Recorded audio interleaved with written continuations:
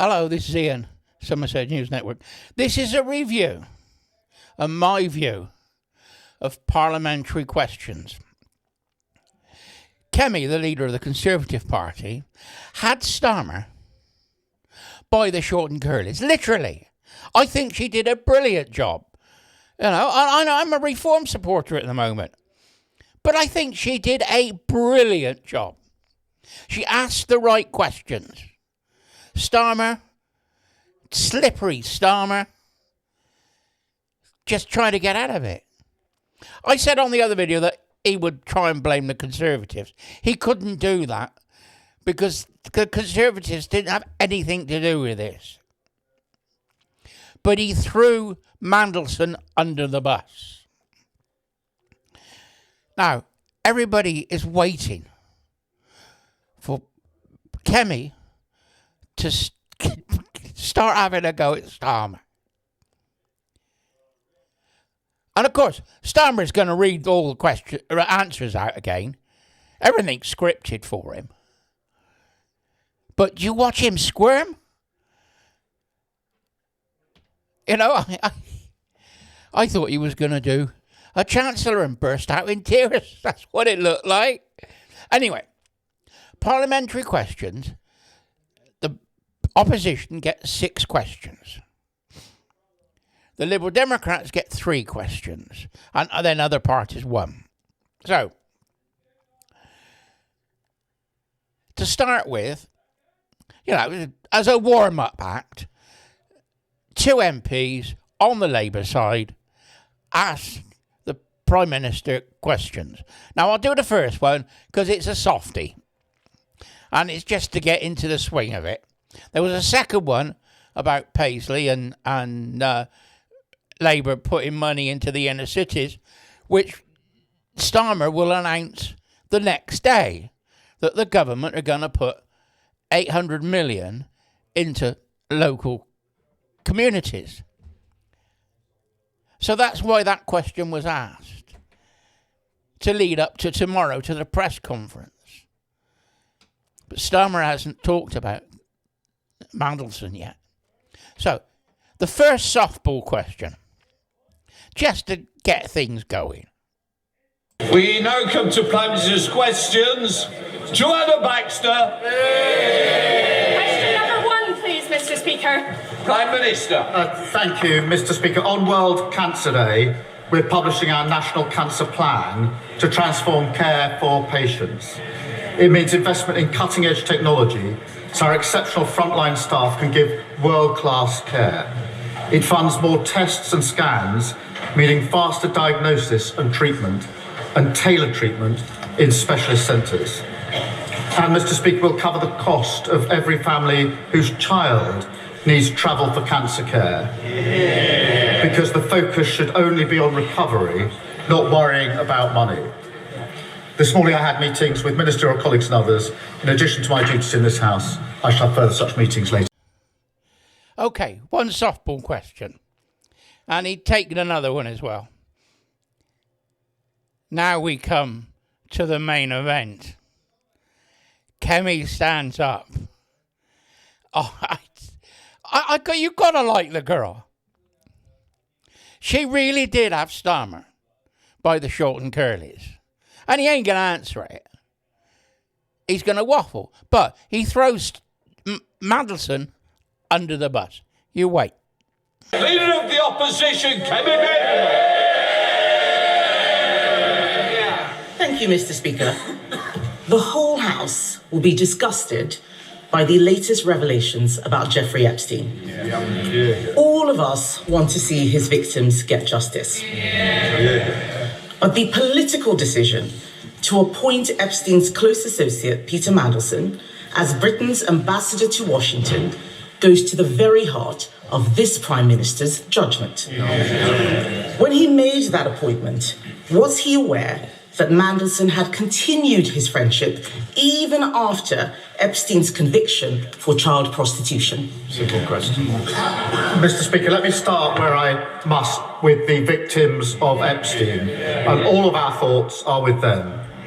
Can I also say our thoughts are with all those who lost jobs, savings and livelihoods in the aftermath of the 2008 financial crash, to learn that there was a cabinet minister leaking sensitive information at the height of the response to the 2008 crash is beyond infuriating. And I'm as angry as the public and any member of this House.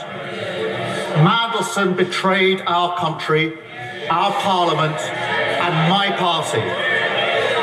Mr. Speaker, he lied repeatedly to my team when asked about his relationship with Epstein before and during his tenure as ambassador. I regret appointing him. If I knew then what I know now, he would never have been anywhere near government. And that is why, Mr. Speaker, yesterday, the Cabinet Secretary, with my support, took the decision to refer material to the police. And there is now a criminal investigation. I've instructed my team to draft legislation to strip Mandelson of his title and wider legislation to remove disgraced peers. And this morning, I've agreed with His Majesty the King that Mandelson should be removed from the list of Privy Councillors on grounds that he's brought the reputation of the Privy Council into disrepute. So, Kemi has asked if Starmer knew that Mandelson was still having a relationship with Jeffrey Epstein after he'd come out of prison from being a paedophile. The Prime Minister at this stage is denying it. So she asks again, knowing that he won't answer. She's going to wrap him up in knots here. You just wait. Answer the question. Kemi, it's your turn. Mr. Speaker, I asked the Prime Minister a very specific question. Did he know that Mandelson had continued his friendship with Epstein after the conviction? He says if he knew then what he knows now, but he did know. In January 2024, a journalist from the Financial Times informed the Prime Minister that Mandelson had stayed in Epstein's house even after that conviction for child prostitution. So did the Prime Minister conveniently forget this fact, or did he decide it was a risk worth taking? Well, Mr. Speaker, as the House would expect, we went through a process. There was a due diligence exercise, and then there was security vetting by the security services. What was not known was the sheer depth and extent of the relationship. He lied about that to everyone for years. And new information was published in September showing the relationship was materially different to what we've been led to believe. When the new information came to light, I sacked him. But we did go through a due diligence exercise. The points that are being put to me were dealt with within that exercise. In response to the humble address this afternoon, I intend to make sure that all of the material is published. Mr. Speaker, the only exemptions are national security, for prejudice national security. My first duty is obviously to keep this country safe. But when we drafted humble addresses, we always put an exemption for national security. But also anything will prejudice international relations. Mr. Speaker, you in the House will appreciate that in the course of discussions country to country, there are very sensitive issues of security, intelligence and trade, which cannot be disclosed without compromising the relationship between the two countries or a third country. Mr. Speaker, so that I can be totally open with the House, I should also disclose that the Metropolitan Police have been in touch with my office this morning to raise issues about anything that would prejudice their investigations. We're in discussion with them about that, and I hope to be able to update the House, but I do think I should make that clear to the House at this point because those discussions are ongoing. Right, Kemi, this time try again and explain Then it's all on Google. We all know. Then see what the Prime Minister said. This is the best part. His reply when he gets up. You just wait. I'm going to come to the humble address in a moment, but the Prime Minister cannot blame the process. He did know it was on Google. If the Conservative Research Department could find this information out, why couldn't number 10? On the 10th of September, when we knew this, I asked him at that dispatch box, he gave Mandelson his full confidence at that dispatch box, not once, but twice. He only sacked him after pressure from us. I am asking the Prime Minister something very specific, not about the generalities of the full extent. Can the Prime Minister tell us, did the official security vetting he received mention Mandelson's ongoing relationship with the paedophile Jeffrey Epstein? So clear. Prime Minister. Yes, it did. Did you hear that? Yes, he did. The security services told Starmer about Mandelson. He's now admitted it. At the floor of the Commons. This is the smoking gun. This is why Starmer has got to resign. Sorry about the light. The cloud's just gone over the sun and it's just got dark. Oh, I can't make this up. Anyway, Starmer, you continue this. This is gold. Yes, it did. As a result, various questions were put to him. I intend to disclose to this House all of them, the national security, prejudice to international relations on one side. I want to make sure this House sees the full documentation, so it will see for itself the extent to which time and time again Mandelson completely misrepresented the extent of his relationship with Epstein and lied throughout the process, including in response to the due diligence.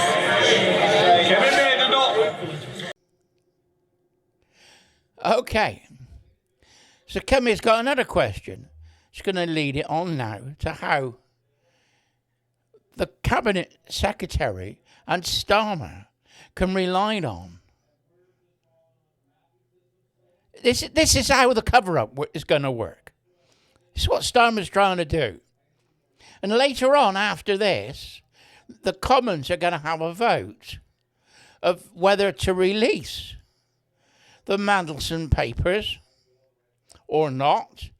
And there's a government amendment from Starmer and his cronies saying that it has to be checked for national security and anything that's to do with national security will be taken out. So that's the cover-up. MPs got back at Starmer, even his backbenchers. That government motion on the motion to release the Mandelson papers was rejected by Parliament. And they want full disclosure. Starmer hasn't got a leg to stand on now. Anyway, Kemi, over to you. Mr. Speaker, I think it is shocking what the Prime Minister has just said. How can he stand up there saying that he knew, but he just asked Peter Mandelson if the security vetting was true or false? This is a man who had been sacked from cabinet twice already for unethical behaviour. That is absolutely shocking. And that is why later today, my party will call on the government to release all documents relating to Mandelson's appointment, not just the ones the Prime Minister wants us to see. Because this government is trying to sabotage that release with an amendment to let him choose what we see. The man who appointed Mandelson in the first place. Labour MPs now have to decide if they want to be accessories to his cover-up. Can the Prime Minister guarantee that he won't remove the whip if they refuse to vote for his whitewash amendment? Prime Minister. Mr. Speaker, the first exemption is in relation to anything that could compromise national security. That is not a small matter, and many members on the benches opposite will know precisely why that needs to be in the exemption. When we were drafting humble addresses, when we were sitting over there, we always made sure that exemption was in because we knew how important it was to the then government. I don't think I've seen a humble address without that in, because and just to be clear, to vote to release something that would prejudice national security is wrong in principle. The second exemption is in relation to things that would prejudice international relations. There will be discussions about security and intelligence and trade, which are highly sensitive to the two countries involved and to third countries. Well, they have to ask themselves whether they want to vote to prejudice our national security. I don't think they do. I don't think in fairness that they do. But can I reassure the House, Mr. Speaker? Let me reassure the House that the process for deciding what falls into those categories will not be a political process. It will be led by the Cabinet Secretary, supported by government legal teams. So they will be looking at the question of prejudice. They will be making that decision. The only additional thing I just want to put before the House, because there was a discussion this morning with the Metropolitan Police, is that we are in discussions with them about any material that they're concerned will prejudice their investigation. We're at an early stage of that discussion, but I didn't want to have the House not know that that discussion is going on. Oh, it's a bit dark. Now, hang on a sec. Ah, we have light. That's better. Sorry about the darkness before. I thought I could get away with it, but it's got a little bit darker, so put the light on. I got a webcam light, a round one, yeah. I know how much you like to see me. Right. You see, Starmer is trying to squirm his way out of this. Now talking about national security. This is the cover-up. This is how it's going to play out. Or he's going to try and play it out. Like I said, they had the vote after this, and it was rejected. So we should see it. But my view is the Epstein files have been released. And we got Mandelson's emails to Epstein. So we know the information anyway. It's all out in the open. So withholding it from a Mandelson report is a waste of time. Do you see? We already have the information. Like Clancy Boy said, you can Google it and know that Mandelson was seeing Epstein. What we didn't expect is the release of the photos. And the photos of Epstein, of Mandelson in Epstein's parish flat with a young lady. We don't know who the young lady is. Anyway, I've done that on the last video. Right, Kemi. Go for it, my girl. Go for it. Mr. Speaker, the Prime Minister is talking about national security. The national security issue was appointing Mandelson in the first place. And what he has said about the humble address is a red herring. To those Labour MPs who were not there in the last Parliament, let me tell them, humble addresses already exempt genuine national security. This is not about national security, this is about his job security. His amendment lets him withhold anything to do with international relations. But this whole appointment is to do with international relations. So if they're voting for it, they are voting for the cover-up. If the Prime Minister is serious about national security concerns, then he should ask the Intelligence and Security Committee to decide which documents should be released. Will he commit to doing so here and now? Prime Minister. Mr. Speaker, I've set out the process. It won't be a political process. It will be led by the Cabinet Secretary, supported by the government legal teams.